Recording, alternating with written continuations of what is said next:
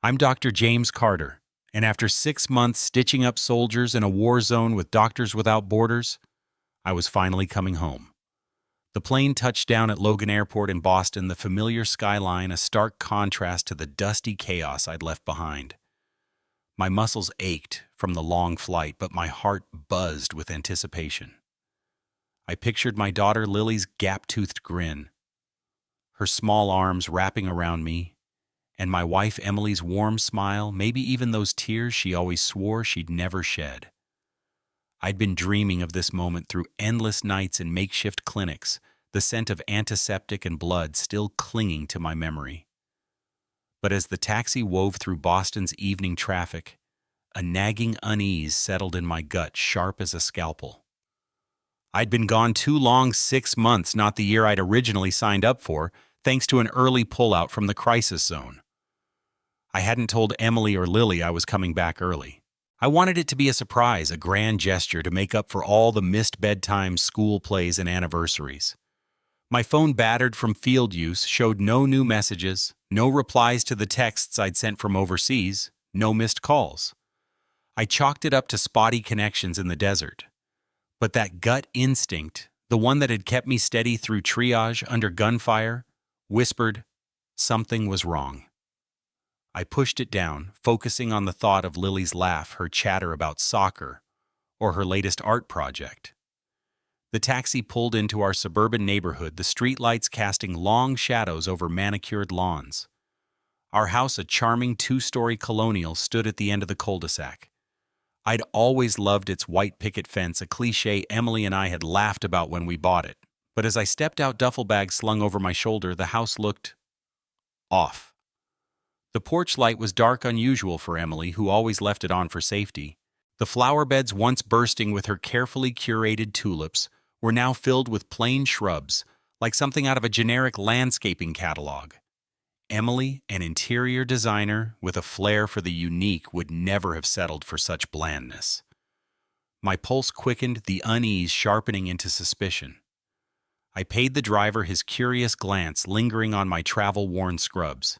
As he pulled away, I caught sight of Ms. Callahan, our nosy but kind neighbor, watering her roses across the street. Her eyes widened when she saw me, her hose dropping to the ground, water pooling at her feet. "James," she stammered, her voice a mix of shock and something else, pity. She started to say more, then shook her head and hurried inside, the screen door slamming behind her. My instincts, honed from years in high-stakes operating rooms, screamed that something was deeply wrong. I tightened my grip on the duffel and strode toward the front door. The key turned smoothly, but the house felt like a stranger's. The air was stale, lacking the lavender scent of Emily's candles. The living room, once cluttered with Lily's drawings and our family photos, was bare. The walls stripped of our memories, our wedding in Cape Cod, Lily's first birthday. Our hiking trip in Vermont stared back blankly. My boots echoed on the hardwood as I called out, "Emily, Lily," no answer. Just an oppressive silence that pressed against my chest. I dropped my bag, the thud loud in the empty space, and checked my phone again. Still nothing. My heart pounded, each beat a warning I couldn't ignore. Footsteps thundered down the stairs, and before I could brace myself, Lily launched into my arms. "Dad," she cried, her voice cracking with emotion. Her small frame collided with mine, her face buried in my chest. I held her tight, breathing in the familiar scent of her strawberry shampoo. But even in that moment of reunion, I felt her tremble with something more than joy. Fear, maybe, or desperation. Her fingers clutched my jacket as if afraid I'd vanish. "I missed you so much," I murmured, my voice steady, despite the storm brewing inside me. I pulled back, studying her face. She'd grown taller, her features sharper, but her eyes held a weight no 10-year-old should carry. "Lily, where's Mom?" I asked, keeping my tone calm, though every nerve was on edge. Her body stiffened, her gaze dropping to the floor. She bit her lip, a habit she'd had since she was little when she was nervous. "She's at the Commonwealth Hotel?" she whispered, barely audible. "Downtown." I frowned, confused. Emily wasn't one for fancy events without telling me. "What's she doing there?" I pressed, my voice still gentle but firm. like I was coaxing a patient through a tough diagnosis. Lily's eyes welled up, and her next words hit me like a shockwave. "She's getting engaged, Dad." To David. My world tilted. David, Dr. David Larson, my colleague, my friend since med school, the guy who'd shared beers with me after long shifts, who'd promised to check on my family while I was gone. Engaged. I repeated, my voice hollow, as if saying it aloud could undo it. Lily nodded, tears spilling over. "He's been coming over a lot. Mom said you didn't care about us anymore, that you chose your work over us. But I didn't believe her, Dad. I knew you'd come back." Her words were a blade slicing through the life I'd thought I had. Emily, my partner of 12 years, the woman I'd built this home with, was planning to marry another man. And David, my supposed brother-in-arms, had betrayed me while I was saving lives in a war zone. My parents, Ellen and Robert, and my brother Mark, had they known? The thought twisted the knife deeper. Lily's small hand gripped mine, anchoring me as my mind raced. I forced a smile, kneeling to meet her eyes. "You did good, kiddo. You told the truth. Now we're going to make this right, okay?" She nodded her chin, lifting with a spark of defiance that mirrored my own. I stood, my surgeon's precision kicking in, already mapping out my next move. I grabbed my car keys from the counter, the cold metal grounding me. "Get your jacket, Lily. We're going to that hotel." Her eyes widened, but she didn't hesitate, darting to grab her coat. As we stepped into the chilly Boston night, my mind shifted into crisis mode, the same clarity I'd relied on in emergency surgeries. Emily and David thought they could erase me from my own life. They were about to learn what happens when you betray a man who thrives under pressure. The drive to the Commonwealth Hotel was a blur, the city lights streaking past like tracer rounds. Lily sat beside me, quiet but resolute, her trust in me a lifeline. I didn't know what I'd find at that engagement party, but I knew one thing: I wasn't just a doctor who saved lives. I was a father, a husband, a man who'd fought through chaos and come out stronger. And tonight I'd show them exactly what that meant. "Ready, kiddo?" I asked as we pulled into the hotel's valet lane, the glowing sign looming above us. Lily's nod was firm. "Let's do this, Dad." I squeezed her hand, my heart steeling for the fight ahead. It was time to crash their party and their lies. The Commonwealth Hotel's gleaming facade loomed ahead as I pulled into the valet lane, its golden lights mocking the storm raging inside me. Lily sat beside me, her small hands clenched in her lap, her eyes fixed on the glowing sign above the entrance. My heart pounded like it did before a critical surgery, but this wasn't a patient I was saving. It was my life, my family, my truth. I'd spent 6 months in a war zone stitching up soldiers under gunfire, but nothing prepared me for the betrayal waiting inside that ballroom. Emily, my wife of 12 years, was celebrating her engagement to David, my colleague, my friend, the man who'd sworn to look after my family while I was gone. And Lily, my brave 10-year-old, had just shattered my world with the truth. I glanced at her, her face pale but resolute, a mirror of the determination I felt hardening in my chest. "You sure you're ready for this, kiddo?" I asked, my voice steady, despite the chaos in my mind. She nodded, her jaw set, like she was heading into battle alongside me. "I want them to know you're back, Dad. They lied about you." Her words fueled my resolve, sharp as a scalpel's edge. I squeezed her hand, the warmth of her trust anchoring me. "Then, let's show them who we are," I said, stepping out of the car. The valet, a young guy in a crisp red vest, hesitated as he took my keys, his eyes flicking over my travel-worn scrubs, still dusted with the grit of a war zone. I didn't care. I grabbed Lily's hand, her small fingers gripping mine tightly, and we marched through the hotel's glass doors. The lobby was all marble and chandeliers, the kind of place Emily loved for its elegance. But it felt like a stage for a lie. My boots echoed on the polished floor, drawing curious glances from guests in tailored suits and glittering dresses. I ignored them, my focus narrowing like it did in the operating room, every sense honed for the task ahead. A gold-lettered sign pointed us to the grand ballroom, Larson Carter Engagement Celebration. The irony twisted, in my gut. Carter was my name, not David's. He'd taken my wife, my life, and now he was claiming my family's name for his charade. I pushed down the rage, channeling it into the cold precision that had kept me alive through countless emergencies. Lily's steps matched mine, her sneakers squeaking softly beside my boots. "Stay close," I murmured, and she nodded, her eyes scanning the hallway like a junior strategist. The ballroom doors were heavy oak, carved with ornate patterns, but to me, they were just another barrier to breach. I could hear the hum of laughter and clinking glasses inside the upbeat jazz of a live band.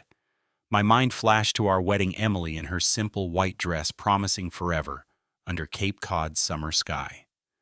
Now she was promising that same forever to someone else, while I'd been dodging bullets to save lives. The betrayal cut deeper than any wound I'd treated, but I wasn't here to bleed.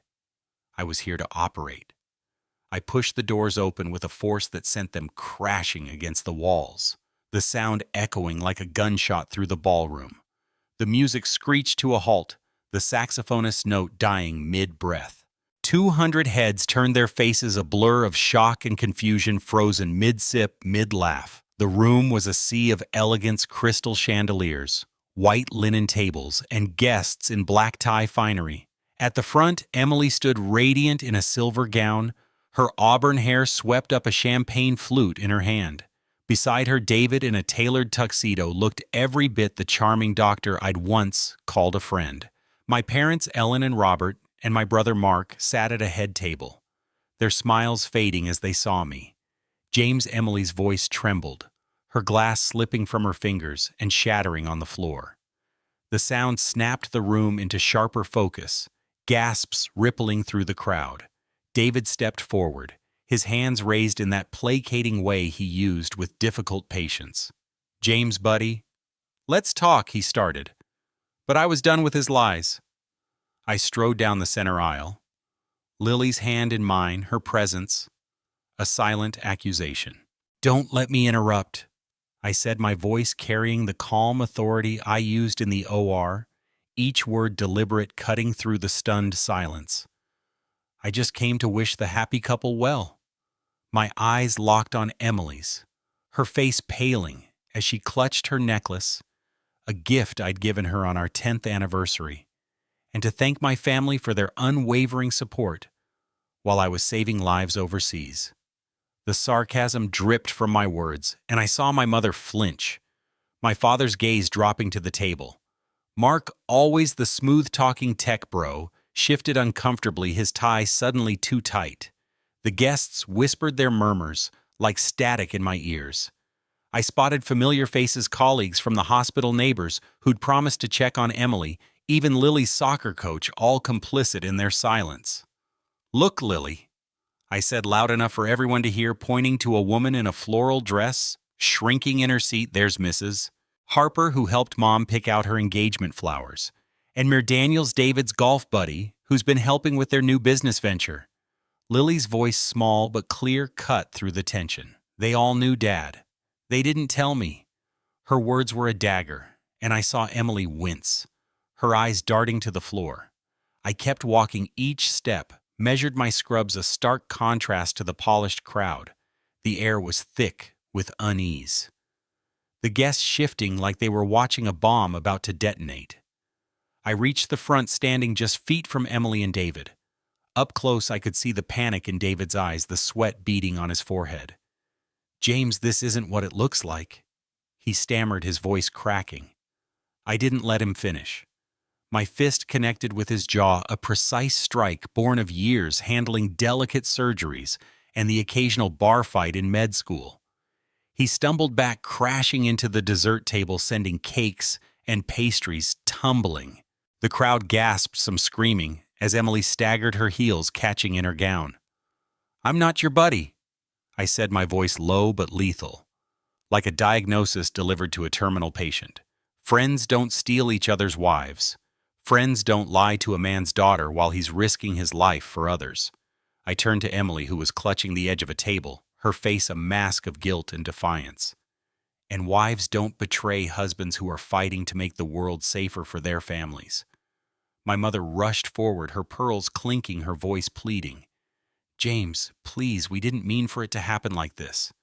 I cut her off, my tone icy. You knew, Mom. You all did. I swept my gaze over my father, who wouldn't meet my eyes, and Mark, who looked like he wanted to bolt.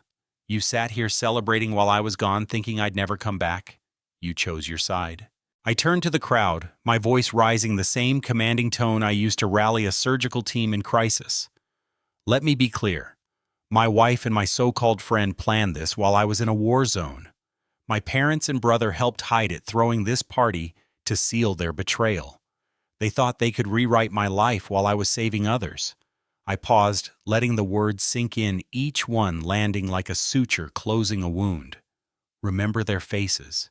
Remember what they did to a man who trusted them. Lily's hand tightened in mine, her eyes blazing with pride, not fear. I looked down at her, my heart swelling despite the pain. She wasn't just my daughter. She was my ally, my reason to fight. I turned back to Emily and David, who stood frozen, their perfect moment in ruins. Enjoy your party? I said, my smile cold, the kind I'd used when delivering hard truths to patients. Consider this my RSVP to your new life. I led Lily back down the aisle, the crowd parting like a wound opening under a scalpel. No one dared speak, their eyes avoiding mine, shame hanging heavy in the air. At the doors I paused, glancing back one last time. Emily was crying, David clutching his jaw, my family huddling in defeat. This isn't over, I said, my voice a promise, a warning, a declaration of war. You'll learn what happens when you betray a man who knows how to fight. We stepped into the cool night, the hotel's glow fading behind us. Lily looked up at me, her voice steady. What now, Dad? I knelt, meeting her eyes. Now we build something better, kiddo. And we make sure they never forget what they did. As we walked to the car, my mind was already racing, planning the next steps. I wasn't just a doctor, I was a strategist, a father, a man who'd survived chaos and come out stronger. They'd underestimated me, and that was their first mistake. The war had just begun, and I was ready to win. The new apartment smelled of fresh paint and possibility, a stark contrast to the sterile betrayal of our old home. Lily and I had moved across town to a modest 2-bedroom in Cambridge, its bare walls a blank canvas for the life we'd rebuild. I stood in the kitchen unpacking a box of mismatched mugs while Lily explored her room upstairs, her laughter echoing as she arranged her soccer trophies. The sound was a balm, soothing the raw wound of Emily's betrayal. But my mind was already shifting gears, sharpening for the fight ahead. I wasn't just a surgeon who stitched up bodies. I was a strategist, trained to dissect problems with precision. And Emily, David, and my family had handed me a problem that demanded a surgical strike. My phone buzzed on the counter, a text from Sarah Bennett, a former investigative journalist I'd met through a hospital colleague. Meet me at the diner on Mass Ave. Got something you need to see. Sarah had a reputation for unearthing truths others missed, and I had reached out to her the moment Lily and I left the hotel. If anyone could help me expose the lies, it was her. I called up to Lily, kiddo. I'm stepping out for a bit. Stay here, lock the door. Okay? Her voice floated back, confident. Got it, Dad. I'll start my homework. Her trust in me, unshaken by the chaos, fueled my resolve. The diner was a throwback to the 50s, all chrome and neon, the kind of place where secrets felt safe to spill. Sarah was waiting in a corner booth, her laptop open, a stack of folders beside her. Her no-nonsense demeanor, honed from years chasing stories in conflict zones, matched my own focus.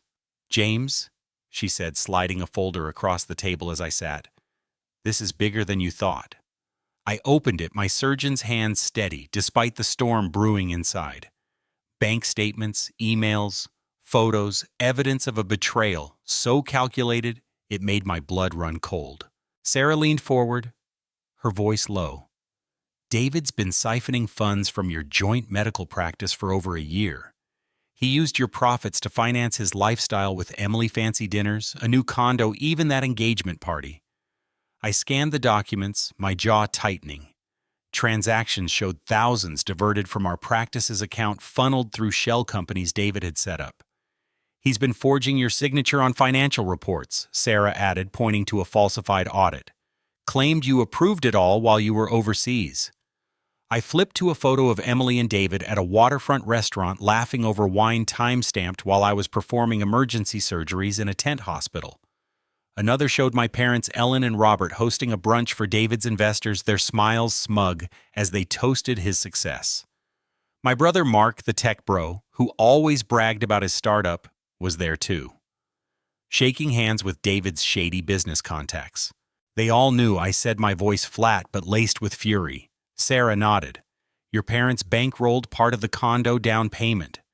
Mark brokered deals to help David expand using your name to lure investors." Lily's face flashed in my mind, her tearful confession about Emily's lies.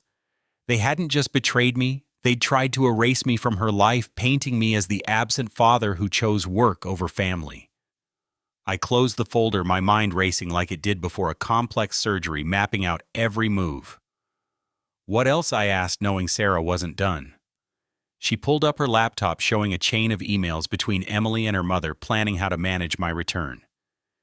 "If he comes back early, we'll say he's unstable," Emily wrote. "David's got the hospital board on his side."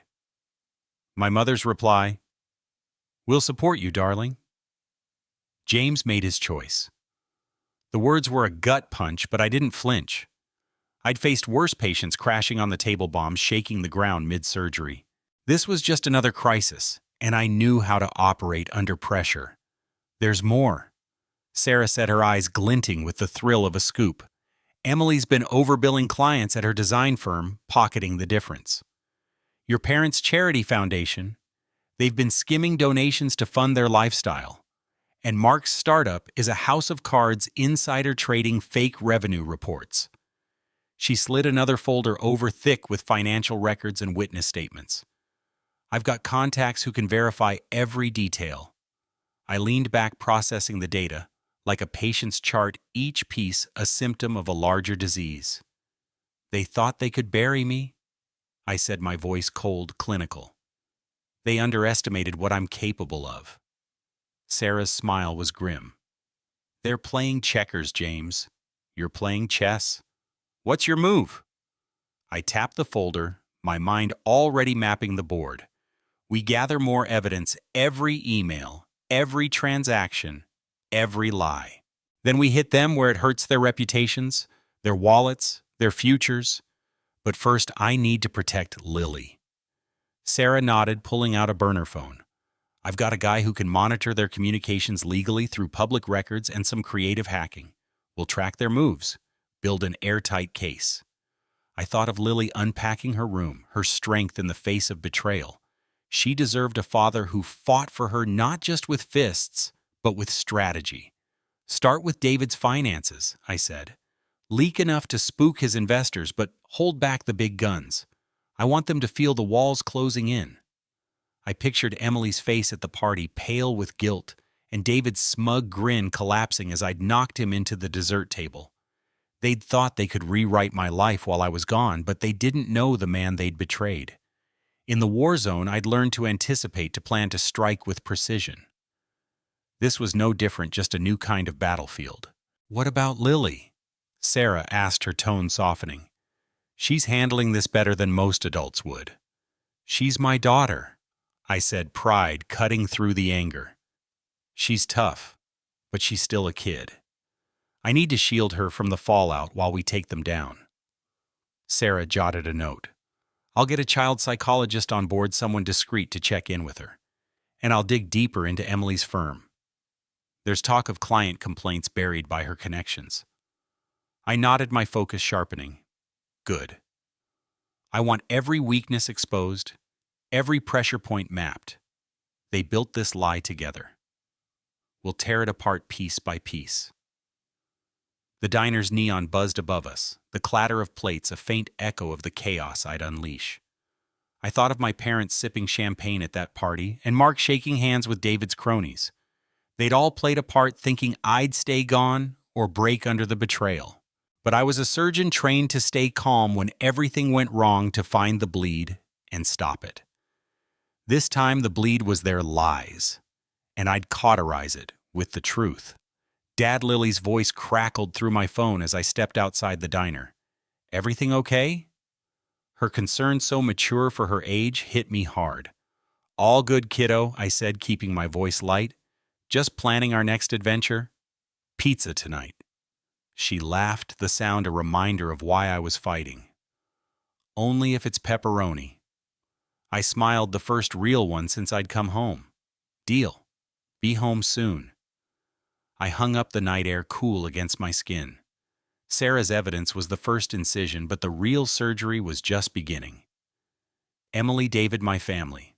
They'd built a house of lies thinking it was bulletproof. They didn't know I was a man who thrived in chaos, who could dismantle a problem with the same precision I used to save lives. I slipped the folder under my arm, my steps purposeful as I headed to the car. The war wasn't just coming, it was already here, and I was ready to operate. The Cambridge apartment was starting to feel like home, its bare walls now dotted with Lily's drawings and a few framed photos of us hiking in the White Mountains. I stood at the kitchen counter sipping coffee that had gone cold, my laptop open to Sarah Bennett's latest encrypted email. Her message was terse, clinical. Like a surgical report, phase 1 ready, targets acquired, awaiting your signal. My fingers hovered over the keyboard, the weight of what I was about to unleash settling in my chest. I wasn't just a surgeon anymore stitching up wounds in crisis zones. I was a strategist, and the scalpel in my hand was truth, sharp, precise, and unforgiving. Lily was at school, her backpack stuffed with books and a note I'd slipped in. "You're stronger than you know, kiddo." She'd smiled when I dropped her off, her resilience a mirror of my own, but I saw the shadows in her eyes. Emily's betrayal. David's lies. My family's complicity. They'd hurt her, and that was a wound I couldn't suture shut. But I could make sure they paid for it. Sarah's folder, thick with evidence, lay beside my laptop, bank records, forged signatures, incriminating emails. David had stolen from our medical practice, Emily had cooked her firm's books. My parents had funneled charity funds to their cause, and Mark had inflated his startup's value to lure investors. It was a house of cards, and I was about to pull the first one. I typed a single word to Sarah: execute. Then I leaned back, my mind mapping the fallout like a surgical plan. The first strike hit at 8 a.m. sharp. Sarah had sent an anonymous tip to the state medical board, complete with financial records showing David's embezzlement from our practice. By 9:30, the board had frozen his accounts pending an audit, and whispers of his suspension were already spreading through Boston's medical community. I watched the news on my laptop, a local outlet reporting allegations of financial misconduct against Dr. David Larson. His polished headshot flashed on the screen, his smile smug. Not for long. Sarah's next move targeted Emily's interior design firm. She'd leaked client complaints buried by Emily's charm and connections to a local business blog. The post went live at 10 a.m., detailing overbilling and shoddy work with invoices showing thousands pocketed under the table. By noon, 3 major clients had canceled contracts, and Emily's social media was flooded with angry comments. I imagined her in her sleek office phone ringing off the hook, her carefully curated image crumbling. She'd thought she could play the victim, the abandoned wife seeking love. I was making sure the world saw the truth. My parents, Ellen and Robert, were next. Their charity foundation, a cornerstone of their social status, was a front for skimming donations. Sarah sent a detailed dossier to the IRS and a local watchdog group, exposing years of misallocated funds, some of which had bankrolled Emily and David's new condo. By mid-afternoon, the charity's board had called an emergency meeting, and my parents' names were trending on Boston society pages for all the wrong reasons. I could picture my mother's face, her pearls clutched tightly as her country club friends whispered behind her back. My father, always stoic, would be pacing his study, realizing his legacy was unraveling. Mark, my brother, wasn't spared. His tech startup, built on hype and lies, relied on investors drawn in by my name and reputation. Sarah's tip to a venture capital watchdog revealed his insider trading and fake revenue reports. By 3 p.m., two major investors had pulled out, and Mark's LinkedIn was ablaze with speculation about his ethical lapses. His startup's stock plummeted, and his board was demanding answers. I could almost hear his panicked calls, his usual swagger replaced by desperation. I kept my phone on silent, but Sarah's updates buzzed through David's office rated. Emily's firm losing clients, charity board suspending your parents, Mark's investors bailing. Each message was a stitch in the wound, closing it methodically. I wasn't driven by rage. Rage was sloppy, uncontrolled. This was surgical, every move calculated to expose their lies and dismantle their worlds. I'd learned in war zones that precision wins battles, and this was my battlefield now. Lily came home from school, her backpack slung over one shoulder, her eyes bright despite the weight she carried. "Dad, everyone's talking about Mom and David," she said, dropping her bag by the door. Kids at school saw the news about his practice. I knelt to her level, searching her face for pain. "You okay with that, kiddo?" She nodded, her chin lifting. "They deserve it. They lied about you." Her faith in me was a lifeline pulling me through the chaos. "We're just getting started," I said, ruffling her hair. "But you don't worry about it. Focus on your soccer game tomorrow." She grinned, heading to her room to change, but paused at the stairs. "Dad, are we going to be okay?" Her voice was small, vulnerable, a reminder of the stakes. I stood, my tone firm but warm. "We're more than okay, Lily.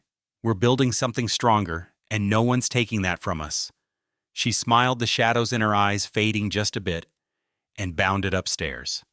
Sarah arrived an hour later, her laptop bag slung over her shoulder, her expression a mix of exhaustion and triumph. "It's working," she said, spreading new documents across the kitchen table. "David's license is suspended pending investigation. Emily's firm is hemorrhaging clients, 2 more dropped her today. Your parents' charity is under IRS scrutiny, and Mark's startup is on life support." She pulled up a photo of David leaving his office, head down, reporters swarming. "He's cracking. Tried to call a press conference, but no one's buying his excuses." I studied the photo, my jaw tight. David had stood by me in med school, shared late-night study sessions, even toasted my promotion to chief resident. Now he was a thief, a liar, a man who'd tried to steal my life. "What's next?" I asked, my voice steady, clinical. Sarah tapped a new folder. "We go deeper. David's got offshore accounts we can trace. Emily's been dodging taxes on her side gigs. Your parents' charity has a paper trail of fraud going back years. And Mark, his startup's got a whistleblower ready to talk." I nodded, my mind already plotting the next incision. "Start with the offshore accounts. Leak them to the feds, but keep it anonymous. I want David to feel the noose tightening before he knows who's pulling it." Sarah's eyes glinted with approval. "You're scary when you're focused, James." I allowed a small smile, the kind I used when a surgery went perfectly. "They made a mistake thinking I'd break. Now they'll learn what happens when you betray someone who knows how to fight." The evening news flickered on the TV, a reporter detailing the shocking allegations against Dr. David Larson. Lily wandered in, munching on a granola bar, her eyes on the screen. "Is this your plan, Dad?" she asked, her voice curious but proud. "Part of it," I said, keeping it light. "We're showing people who they really are." She nodded, her expression serious. "Good. They can't hurt us anymore." I pulled her into a hug, her warmth grounding me. "Not a chance, kiddo." As night fell, I sat at my desk, Sarah's files spread out like a patient's chart. Each document was a weapon, each tip a strike. Emily, David, my parents' Mark. They'd built their lies on the assumption I'd stay gone, that I'd crumble under their betrayal. But I was a surgeon, a father, a man who thrived in crisis. They'd underestimated me, and that was their fatal error.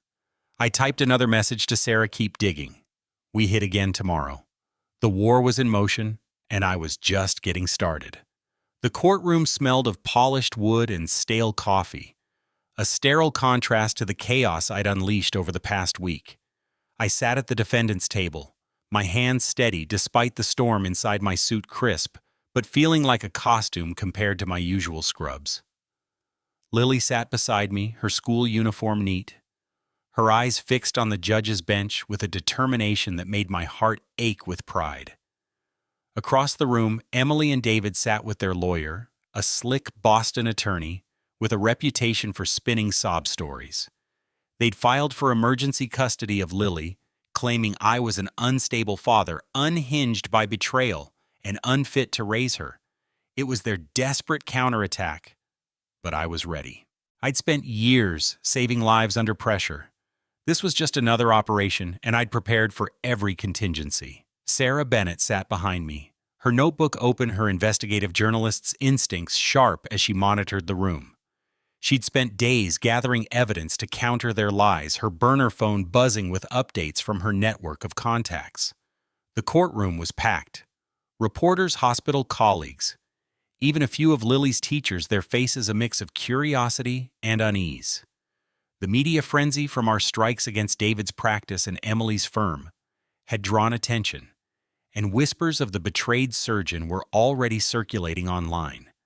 I ignored the stares, my focus on the judge, a stern woman with gray hair and a no-nonsense gaze.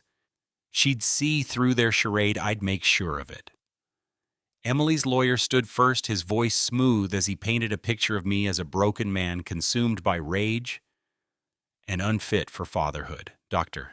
Carter's violent outburst at the engagement party proves his instability, he said, gesturing to a photo of David's bruised jaw taken after I'd knocked him into the dessert table. He's a danger to his daughter, obsessed with revenge rather than her well-being. Emily took the stand, her eyes red-rimmed, playing the victim to perfection. James was never there, she said, her voice trembling. He chose his career over us. I only wanted stability for Lily. David followed, his tone measured but shaky, claiming my aggressive tendencies made me a threat.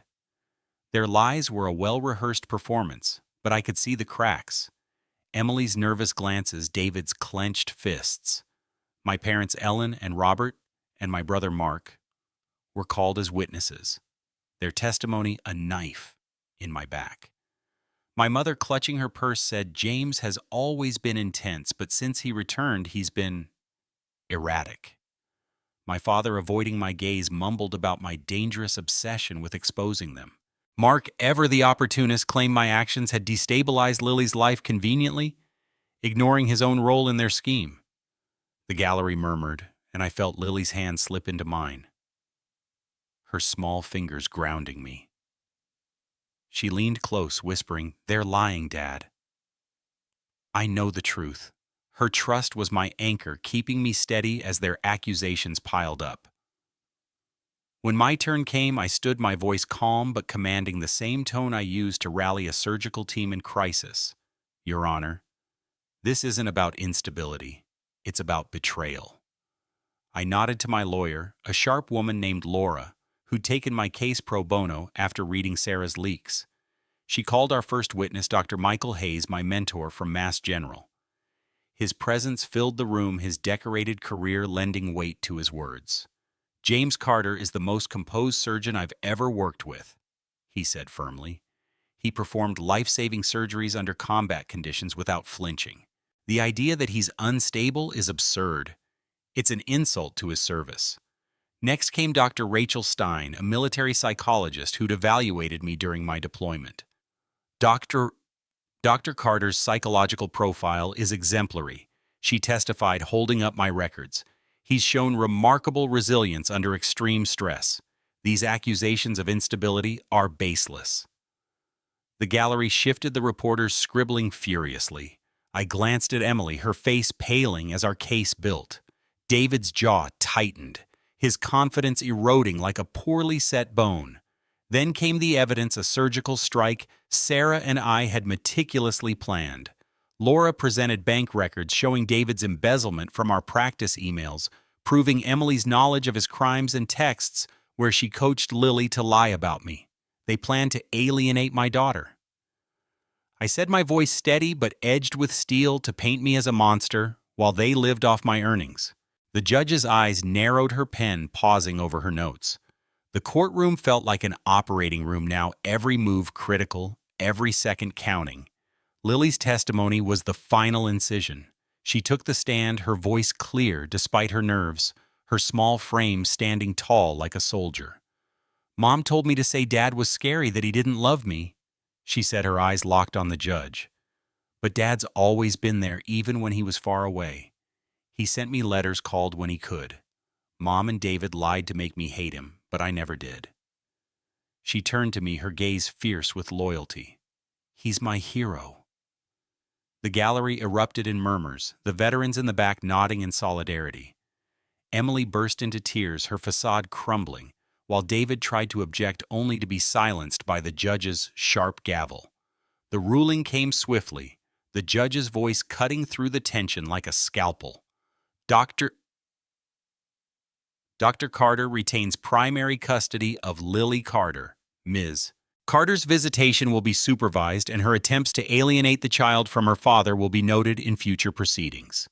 She fixed Emily and David with a stern look. This court does not take kindly to manipulation of a child. The gavel fell, and the room exhaled.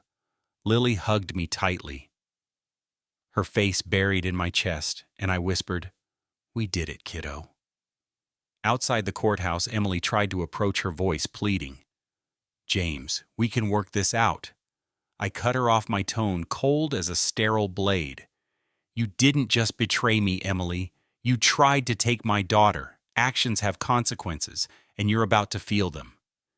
She shrank back, tears streaming as David pulled her away, his face a mask of defeat. Sarah joined us, her smile grim. "They'll appeal," she warned. "Let them," I said, my hand on Lily's shoulder. "Every move they make just gives us more chances to expose them." As we walked to the car, Lily looked up at me, her eyes bright with hope.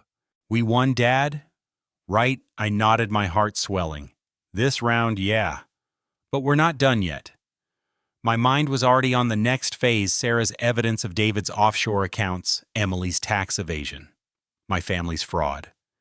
They'd tried to use the law against me, but they'd underestimated a man who thrived in crisis. I wasn't just fighting for custody, I was fighting for justice, and I'd make sure they felt the full weight of their choices. The war was far from over, and I was playing to win. The morning sun filtered through the blinds of our Cambridge apartment, casting long shadows across the kitchen table, where I sat with a steaming mug of coffee. Lily was at soccer practice, her laughter from yesterday's game still echoing in my mind, a reminder of the life we were rebuilding. But my focus was on the laptop screen, where Sarah Bennett's latest email waited, its subject line stark: "Exposé ready. Time to burn it down." The custody victory had been a clean incision, but Emily, David, and my family were still scrambling, thinking they could salvage their lies. They didn't know I was about to cut deeper, exposing their betrayal to the world with a precision honed in war zones. Sarah had connected me with Rachel Evans, a prominent blogger whose platform, Boston Unraveled, had a reputation for breaking stories that shook the city's elite. Her readership, hundreds of thousands from hospital staff to society matrons, made her the perfect weapon for our next strike. I'd met Rachel at a quiet coffee shop the day after the custody hearing, her sharp eyes scanning Sarah's evidence like a hawk. "This is dynamite, James," she'd said, flipping through bank records and incriminating emails. "David's embezzlement, Emily's fraud, your family's complicity. It's a story of betrayal that'll resonate far beyond Boston." I'd nodded, my voice steady. "I want the truth out there, Rachel. No mercy." Now, as I opened Sarah's email, my pulse quickened. Attached was Rachel's draft titled "Betrayal in the Operating Room, a Surgeon's Family Conspired Against Him." The article was a surgical strike. It detailed David's theft from our medical practice using my name to secure loans while I was saving lives overseas, Emily's overbilling and tax evasion at her design firm, my parents' misuse of charity funds to bankroll their affair, and Mark's insider trading to prop up his failing startup. Every claim was backed by Sarah's evidence bank statements, forged signatures, text messages, planning to manage my return. Rachel had even dug up photos Emily and David at a gala, while I was in a war zone, my parents toasting their engagement. Mark, brokering deals with David's shady investors.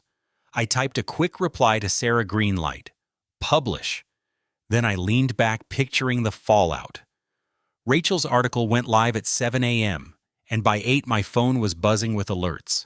Boston Unraveled's post had gone viral, shared by medical blogs, veterans groups, and local news outlets.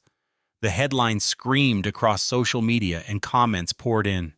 Disgusting betrayal of a hero. How could a family do this? I watched a live feed of David's office where reporters swarmed, shouting questions about his embezzlement. His polished facade cracked as he shoved past them, muttering, "No comment." Emily's firm was hit next. Clients flooded her inbox with cancellations, and a rival designer posted a scathing thread about her unethical practices linking Rachel's article. By noon, Emily had been placed on administrative leave, her office issuing a statement about reviewing allegations. I could imagine her in her sleek condo staring at her phone as her career imploded, the victim act she'd tried in court, now useless against the truth. My parents, Ellen and Robert, faced their own reckoning. Their charity foundation's donors pulled funding, and society pages reported their fall from grace as country club friends distanced themselves. Mark's startup was delisted from a major tech exchange, his investors fleeing as his lies unraveled. Sarah arrived at the apartment by mid-morning, her tablet glowing with updates. "It's a bloodbath out there," she said, her voice a mix of satisfaction and awe. "David's practice is bankrupt. Creditors are circling. Emily's firm is hemorrhaging, and she's been locked out of her own office. Your parents' charity is under federal investigation, and Mark's board just fired him." She showed me a clip of Mark leaving his office head down, dodging cameras.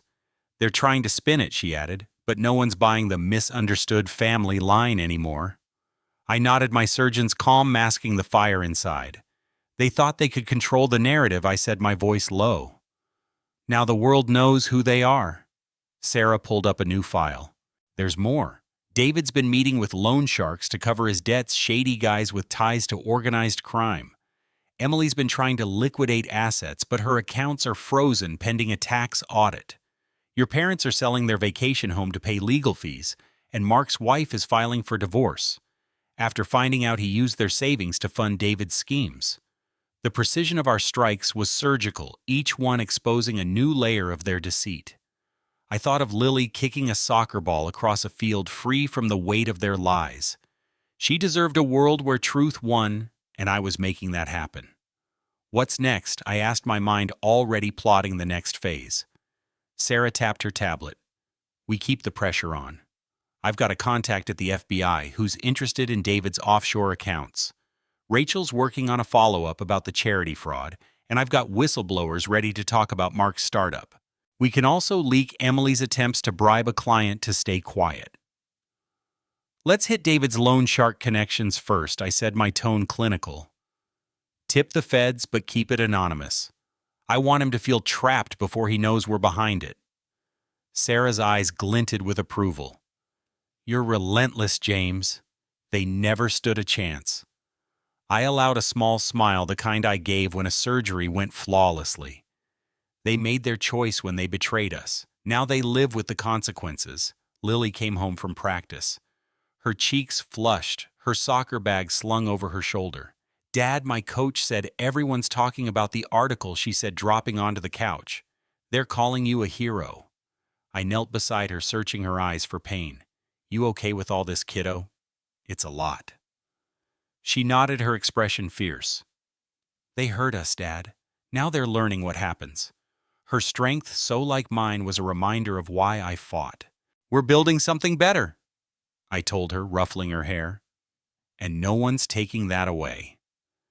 That evening, I took Lily to her favorite pizza place, the one with the arcade games she loved. As she played pinball, laughing with a friend, I checked my phone. Rachel's article had sparked a national conversation with veterans groups, calling for investigations into financial fraud targeting deployed professionals. A local news channel ran a segment on the surgeon's justice, showing footage of David's office being raided. Emily's social media was a graveyard of deleted posts, her attempts at damage control drowned out by public outrage. My parents' charity gala, scheduled for next week, was canceled. Their invitations returned unopened. Mark's LinkedIn profile was gone, his digital presence erased. Sarah texted an update: David's meeting with his loan sharks tonight. FBI's watching. Emily's lawyer bailed, she can't pay. Your parents are fighting, publicly, divorce rumors swirling. I set the phone down, watching Lily's grin as she racked up points. The war wasn't over, but we were winning. Emily, David, my family, they'd thought they could bury me in lies, but I was a surgeon trained to cut through chaos and find the truth. They'd underestimated me, and now their world was collapsing under the weight of their own deceit. I wasn't just fighting for me, I was fighting for Lily, for justice, for a future where betrayal had no place. And I was only getting started. 1 year after the courtroom victory, I stood in the kitchen of our Cambridge apartment, now a true home filled with Lily's artwork and the warmth of new traditions. The scars of betrayal still lingered, but they were fading, replaced by the life we'd built. Lily, now 11, was at a friend's house working on a school project, her laughter from last night's pizza night echoing in my mind. My laptop sat open on the counter, news feeds tracking the fallout from Rachel Evans's viral exposé. Emily, David, and my family, Ellen, Robert, and Mark, were crumbling under the weight of their own lies, and I'd made sure every move they made only deepened their wounds. But this wasn't about revenge. It was about justice, and I was playing the long game. Sarah Bennett's updates came in like surgical reports, each one precise and devastating. David's medical practice was bankrupt. His license revoked after the FBI traced his offshore accounts to money laundering schemes. He'd tried to flee to Miami, but Sarah's network tipped off the feds, and he was now facing criminal charges. His tailored suit swapped for a jumpsuit in a holding cell. Emily's interior design firm had collapsed, her clients gone, and her reputation in tatters after Rachel's follow-up article exposed her tax evasion and bribery attempts. She'd moved to a rundown apartment in Worcester, working as a freelance graphic designer, her social media silent after a barrage of public scorn. My parents' charity foundation was dissolved, their assets seized by the IRS for fraud. Their Beacon Hill mansion was on the market.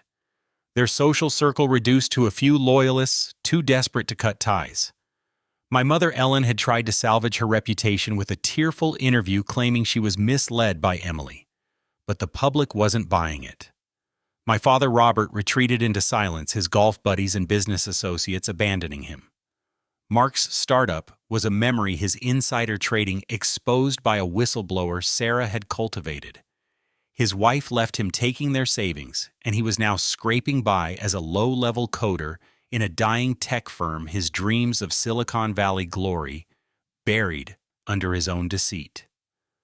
I leaned back, sipping coffee, my mind as calm as it was in the operating room.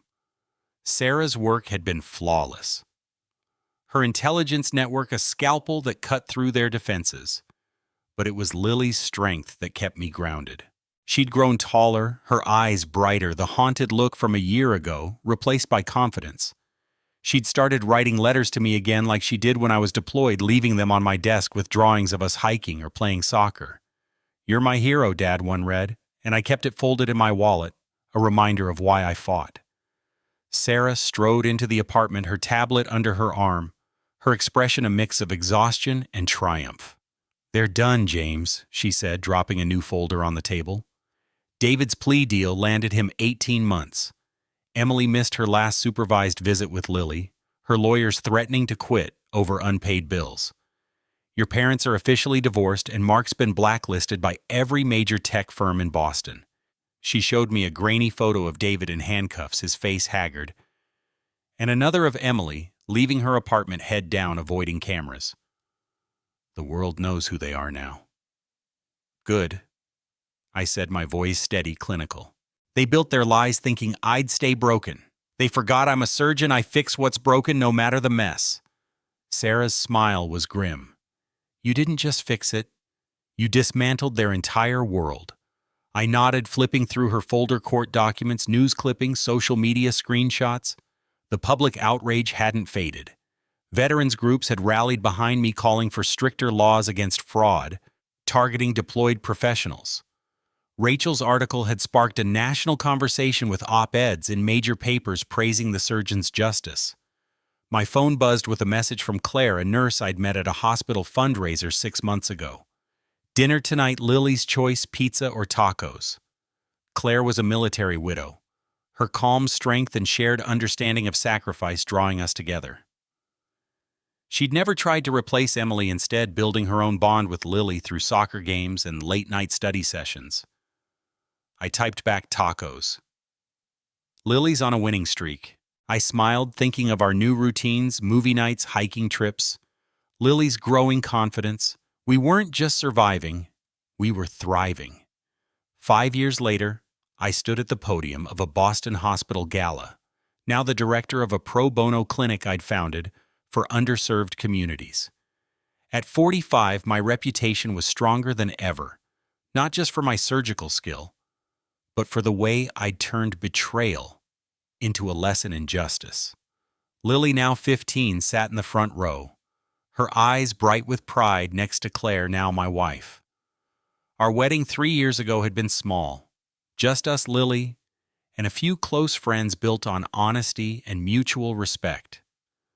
Lily was thriving, her grades stellar, her soccer skills earning her a spot on a competitive team.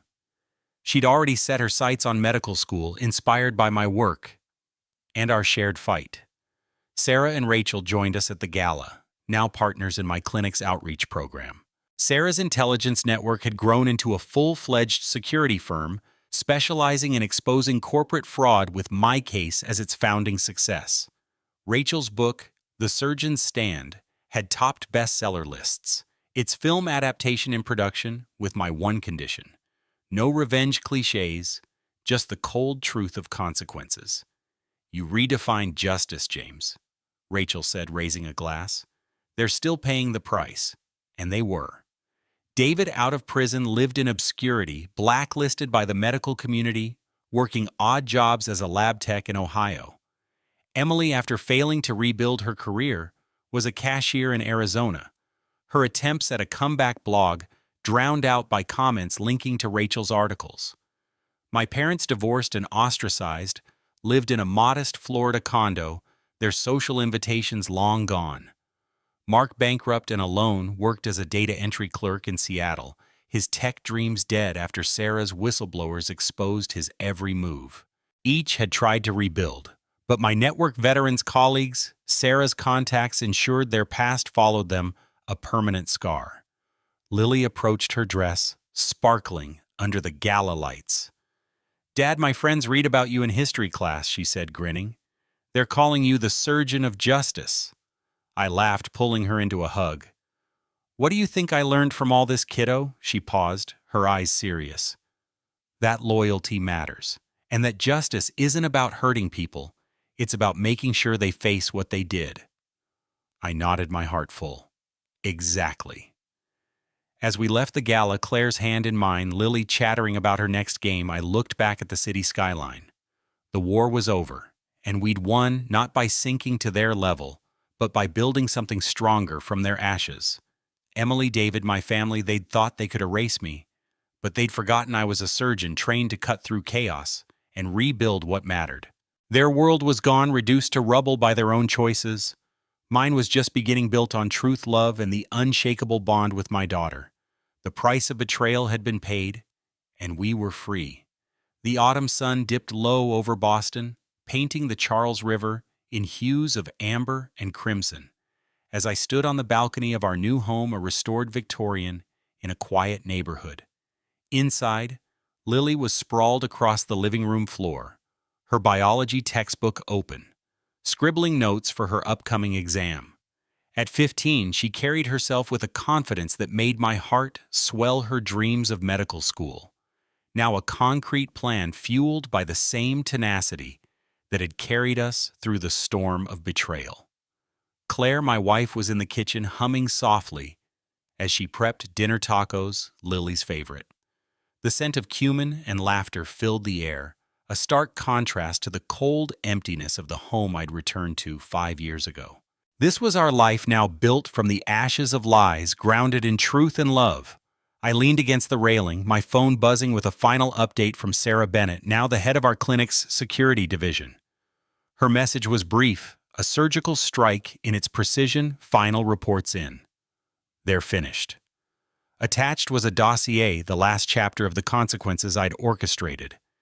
David, once a respected doctor, was now a pariah scraping by as a medical equipment salesman in Cleveland, his attempts to restart a practice thwarted by Sarah's network of whistleblowers who ensured his fraud convictions followed him. Emily, living in a cramped Arizona apartment, worked nights as a grocery clerk. Her design career dead after every job application triggered anonymous tips linking to Rachel Evans's articles.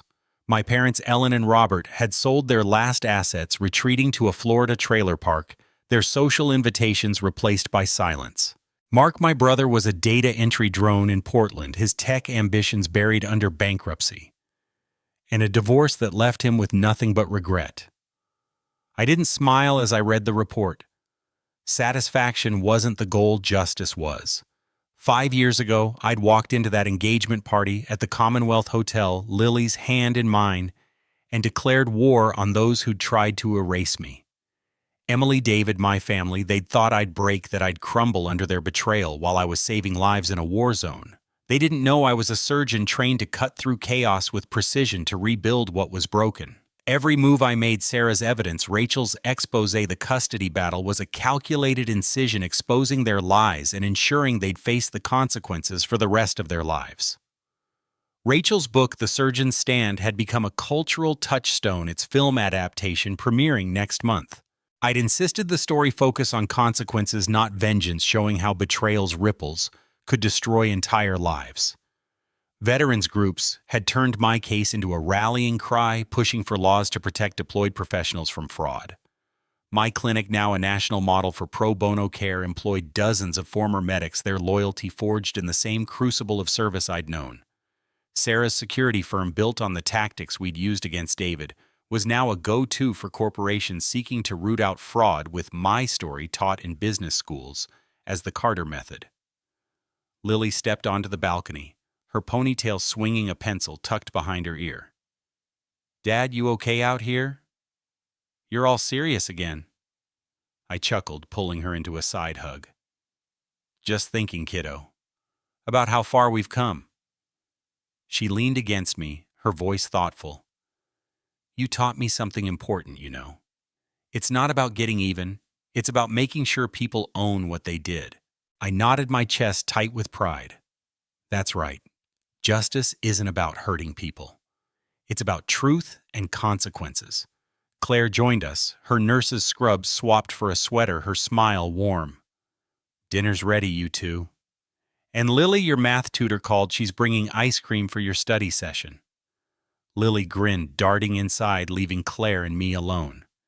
She slipped her hand into mine, her touch a quiet anchor. "You did something extraordinary, James," she said softly. "You turned their betrayal into a legacy." I looked at her, the woman who'd walked beside me through the aftermath, never asking me to forgive, only to build. "The legacy's not mine," I said. "It's ours, Lily's, yours. Everyone who believed in us." Inside, Lily was setting the table, her chatter about her science project filling the room. I thought back to that day at the hotel, the moment I'd crashed their party.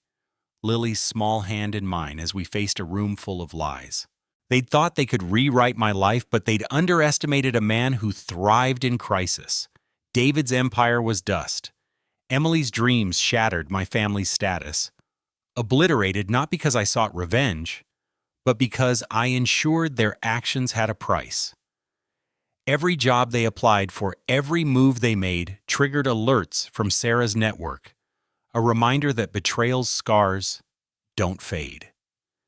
As we sat down to eat, Lily raised her glass of soda, her eyes sparkling. "To us, Dad. To fighting for what's right." Claire and I raised our glasses, the clink, a quiet victory. "To justice." I said, my voice steady, the weight of 5 years lifting. The war was over, and we'd won not by sinking to their level, but by rising above it, building a life of honor and love. Outside, the Boston skyline glowed a testament to the future we'd carved from the wreckage. They'd tried to break us, but we were unbreakable. And as the sun set, I knew one thing for certain: the price of betrayal had been paid in full. And we were free to live the truth,